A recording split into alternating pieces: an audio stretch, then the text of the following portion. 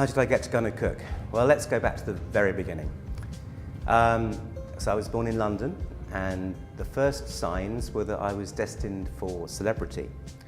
And if the technology is working properly, you're now looking at a picture of me in a Daily Mirror, aged 6 months old, with a budgerigar on my head. There's a story behind that, which I haven't got time for now. But that was followed up, actually, on my first birthday. Another photo appeared in the Daily Mirror, but that is as far as my fame went. Brought up in Southend-on-Sea from the age of 6, at school, at a local grammar school. They said I should go and study geography at university at Oxford. I didn't fancy that because I wanted to keep all my options open, felt that was limiting, so I chose law. Ended up at St Catherine's, Oxford, doing law. Here's a picture which shows how I spent my time at St Catherine's. So as you can see, 65% of the time was sleeping. Another 25% of the time was socialising. That left relatively little time, but enough to do the entertainment secretary job, which I did for a couple of years, and to play some sport, which left about 5% of the time to study. Well, actually that all changed in the last 3 months when it became 35% sleep and 65% study, which was enough to get a second, but only just.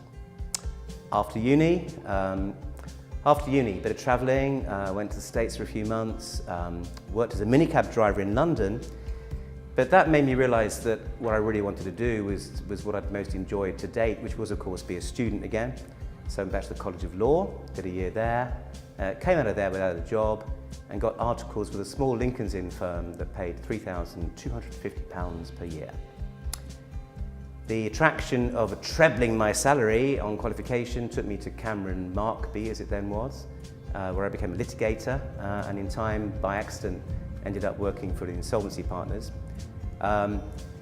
They didn't, but Dibble Upton Broomhead, as it was, became DLA, of course, but they offered me partnership, so I joined there. And my 8-year cycle then continued. So 8 years at DLB come DLA, then 8 years at Baker McKenzie, the global giant, and then 8 years at SJ Bowen. And those ended just last year when SJ Bowen, which had merged with a firm called Kingwood Madison, most of you will know that, spectacularly collapsed into insolvency, and gunnercooke was my plan B. My clients all ported with me to gunnercooke, so here I am.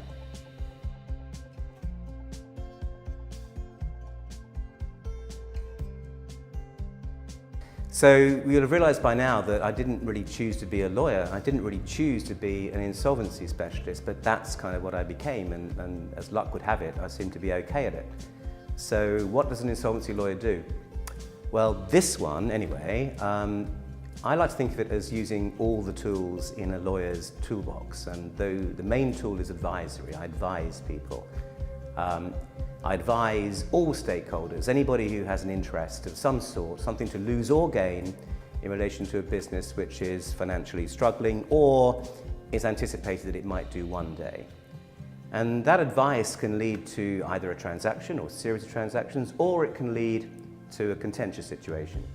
So I don't know, jack of all trades, probably master of none, but that's kind of in general terms what I do. But what dictates what I do is demonstrated on the next picture I'm hoping that you're seeing, which is what we call in the trade the crisis curve. The crisis curve shows that over time, as a company's fortunes deteriorate, a crisis kind of starts slowly but accelerates steeply.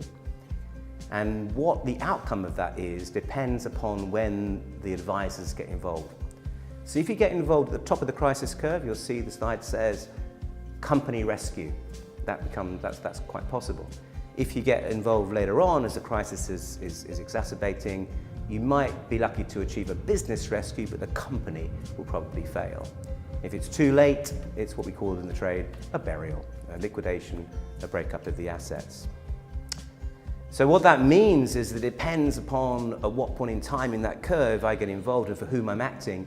But I could be doing an operational or capital structure restructuring, or I could be doing, which might involve a corporate voluntary arrangement or a scheme of arrangement. That's all to do with a company surviving, a rescue. I could be involved with a security enforcement, often in the context of a pre-pack administration transaction where the business comes out of its existing corporate structure. Or I could be acting in relation to a liquidation where we're looking to retrieve assets for the benefit of creditors, penalise rogues, that sort of thing. And in the scheme of all that, I'm usually acting in conjunction with a financial advisor, sometimes for or with an insolvency practitioner, but financial advisors generally who have got a parallel role to play. There's a very high synergy between lawyers and financial advisors in this sphere. We're often referring stuff to each other. I know most of the players very well. Those I don't know, I know of, and that can be quite a valuable attribute in some situations. So what I don't do, where everybody else can help, and frequently do, I'm pleased to say.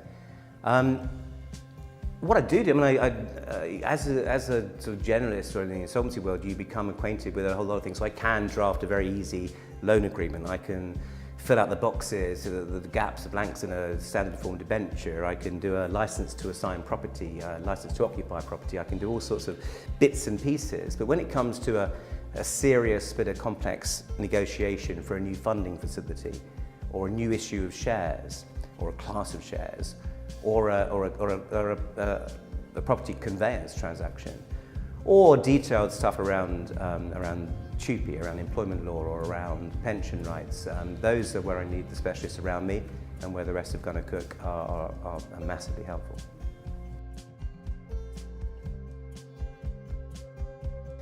Yeah, another slide that you can see. Try to group past assignments by reference to the stakeholder I was acting for.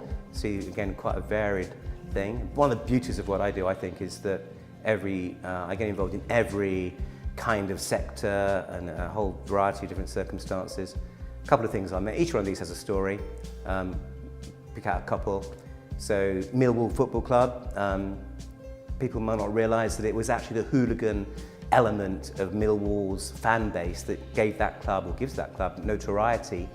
And it was that notoriety and potential adverse press which persuaded its bank at the time, many years ago now actually, to put in rescue cash to keep it alive, to just avoid the headlines. So I helped structure that transaction. Other notable ones, I was partly responsible, maybe quite a bit more than that, in persuading Shanghai Automobile Corporation not to do joint venture with MG Rover before it failed. It would have been a daft thing for them to do. They hadn't thought it through at all. They ended up buying some tooling and parts to make a couple of Rover cars, but they didn't buy the badge because the company didn't own it. So that's why you now go to China, you'll see cars that look like Rovers, that have got badges that look a bit like the Viking boat, but they're called Rowie or something daft, but that's how that all came about. Comet was an interesting one. I was advising the board of Comet when they were being taken over by a company that was thought to be a possible asset stripper that would have just bought the thing and then run it down and made a lot of money in doing so. In the end, we had to take them on trust they wouldn't do that. 9 months later, everyone knows what happened, so maybe that wasn't such a great decision, but they made it with very open eyes. And I've done a few Chapter 11 bankruptcies and the European bits of that, and so on and so forth.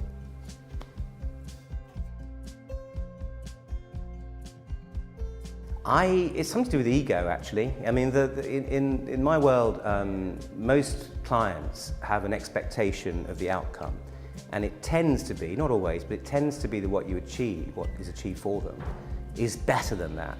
So there's a genuine appreciation, and I enjoy that.